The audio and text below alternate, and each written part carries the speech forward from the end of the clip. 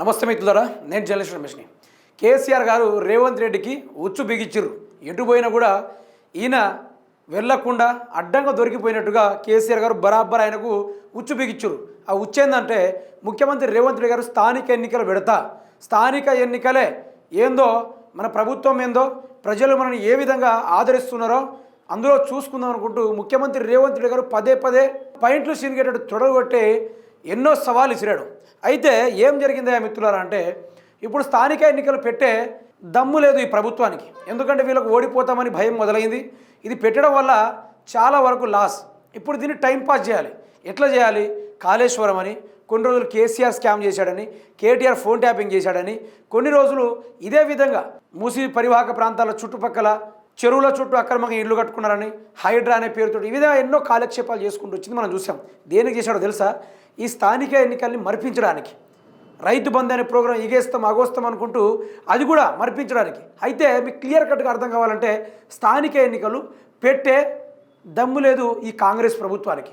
ఎందుకంటే వీళ్ళు గెలవలేరన్న భయం మొదలయ్యింది. ఇప్పుడు ఓడిపోతే పైన అధిష్టానంలో చెడ్డ పేరు, నరేంద్ర మోడీ దగ్గర చెడ్డ పేరు, రాహుల్ గాంధీ దగ్గర చెడ్డ పేరు, చంద్రబాబు నాయుడు దగ్గర చెడ్డ పేరు, ఇటు బీఆర్ఎస్ వాళ్ళు అయితే నిద్రపోనియరు, ఇక అసలే నిద్రపోనియరు. అయితే ఈ స్థానిక ఎన్నికలు పెట్టకపోవడం వల్ల తెలంగాణ రాష్ట్రానికి ఏమైనా నష్టం వస్తుందంటే బరాబర్ నష్టం వస్తుంది. ఎందుకు నష్టం వస్తుందంటే కేంద్రం నుంచి మనకు రావాల్సిన బడ్జెట్ కేటాయించబడి ఉంది. అది రావాలి అంటే స్థానిక ఎన్నికలు పెట్టాలి. ప్రతి ఊర్లకు అభివృద్ధి అయ్యేటట్టుగా కేంద్ర ప్రభుత్వం మనకు కేంద్ర బడ్జెట్ని కొంత రిలీజ్ చేస్తుంది. దాన్ని తీసుకొచ్చే ప్రయత్నంగా, గ్రామాలు అభివృద్ధి అయ్యే ప్రయత్నంగా గతంలోని కేసీఆర్ ఇదే ఆలోచన చేసి ఎక్కువ గ్రామాలు పెడితే ఎక్కువ అభివృద్ధి జరుగుతుందనే ఆలోచనతోటి 12,000 పైగా గ్రామ పంచాయతీలు ఏర్పాటు చేసాడు కేసీఆర్ గారు. అయితే ఈ యొక్క స్థానిక ఎన్నికలపైన వీళ్ళ బండారాన్ని గుట్టురట్టు చేయడానికి కేసీఆర్ గారు నిన్న రాత్రి తన ఎర్రవల్లి ఫామ్ హౌస్లో కేటీఆర్ గారితో, హరీష్ రావు గారితో వీళ్ళు ముగ్గురు సమావేశంలో వీళ్ళు మాట్లాడుకున్నారు, దానిపైన చర్చించుకున్నారు. అదే మనకు ఎంత నష్టం వస్తుంది అంటే ఒకసారి చూసుకునే ప్రయత్నం చేద్దాం మిత్రులారా. ఎన్నికలు లేవు, నిధులు రావు, పంచాయతీలకు సర్పంచులు లేక నిలిచిన 15వ ఆర్థిక సంఘం నిధులు 2024-25 ఆర్థిక సంవత్సరంలో కేంద్రం నుంచి రావాల్సిన రూపాయలు 1,514 కోట్ల రూపాయలు మనకు రావాలి. ఇది ఒకటి నోట్ చేసుకోండి. ఇంకోటి, పాలక మండళ్ళు ఉంటేనే నిధులు విడుదల, మార్చి 31 లోపు ఎన్నికలయ్యే అవకాశం మృగ్యం, ఏడాది నిధులు కోల్పోయే ప్రమాదం. అయితే మన ముఖ్యమంత్రి రేవంత్ రెడ్డి గారు పదే పదే ఎందుకు సార్ మీరు ఢిల్లీకి పోతుర్రని పలుమార్లు బీఆర్ఎస్ పార్టీ వాళ్ళు ప్రతిపక్షంగా ఒక అందుడు అనుకున్నారా?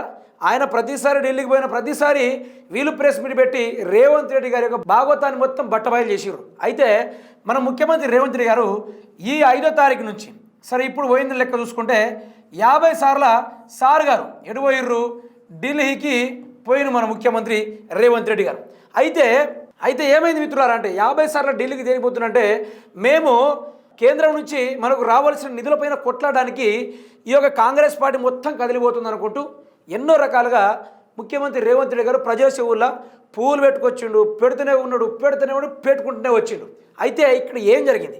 ఈ ఆర్థిక ఒక సంవత్సరం పొట్టు ఎప్పుడు ఈ 2024-25 సంవత్సరాన మనకు రావాల్సింది 1,514 కోట్ల రూపాయలు మన తెలంగాణ గ్రామ పంచాయతీలకు అందాలి, మన రాష్ట్రానికి కేంద్రం నుంచి నిధులు వచ్చేటి.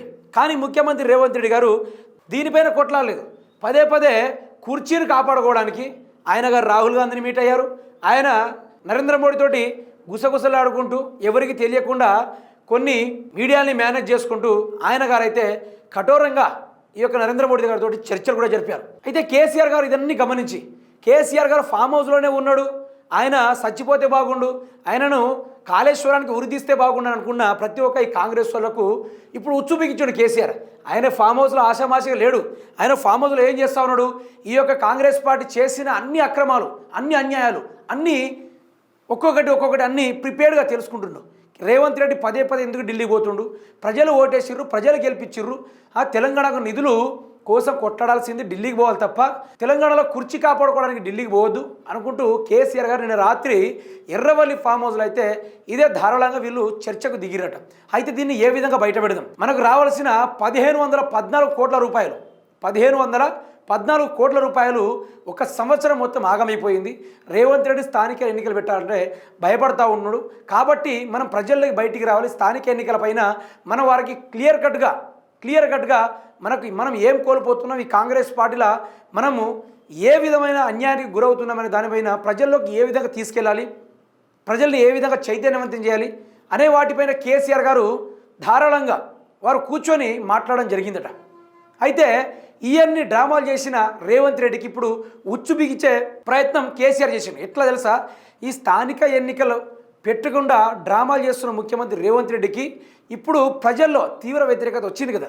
ఆ వ్యతిరేకతతో పాటు స్థానిక ఎన్నికలు పెట్టకపోవడం వల్ల మనకి ఇంత నష్టం జరిగింది.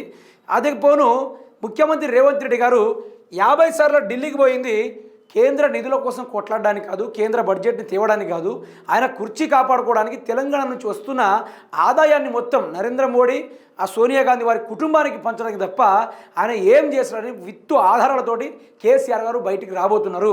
దీంతో ఇక చూశారు కదా, కరెంటు దెబ్బకు జంపు ఈ కాంగ్రెస్ ప్రభుత్వంలో, కరెంటు జంపు. రేవంత్ రెడ్డి ఏమో ఢిల్లీకి జంపు, ఈ తెలంగాణలో ఏమో కరెంటు జంపు. ఏం చేయాలో అర్థం కాక విచిత్రంగా ఉంది ఈ వ్యవస్థ మొత్తం. అయితే ఇట్లా జరిగినప్పటికీ కేసీఆర్ గారు వినూత్నమైన ఆలోచనతోటి ఎట్లాగైనా ఇలా బండరాన్ని బయట పెట్టాలా, వీళ్ళ కథనాల్ని మొత్తం బయట పెట్టాలా, ఏదైనా చేసి వీళ్ళని ప్రజల్లో వీళ్ళు ఏ విధంగా ప్రజల్ని మోసం చేస్తూ ఉన్నారో వీళ్ళని కూడా అదేవిధంగా ప్రజాక్షేత్రంలో గల్లపట్టి అడిగేటట్టుగా కేసీఆర్ గారు బరాబర్ ప్లాన్ వేసుకుని ఉన్నాడు. కేసీఆర్ గారు మరి కొన్ని రోజుల్లో బయటికి రాబోతున్నాడు. ఈ స్థానిక ఎన్నికలపైన మనకు రావాల్సిన కేంద్ర నిధులపైన కొట్లాడడానికి కేసీఆర్ గారు బయటికి వెళ్తున్నాడు.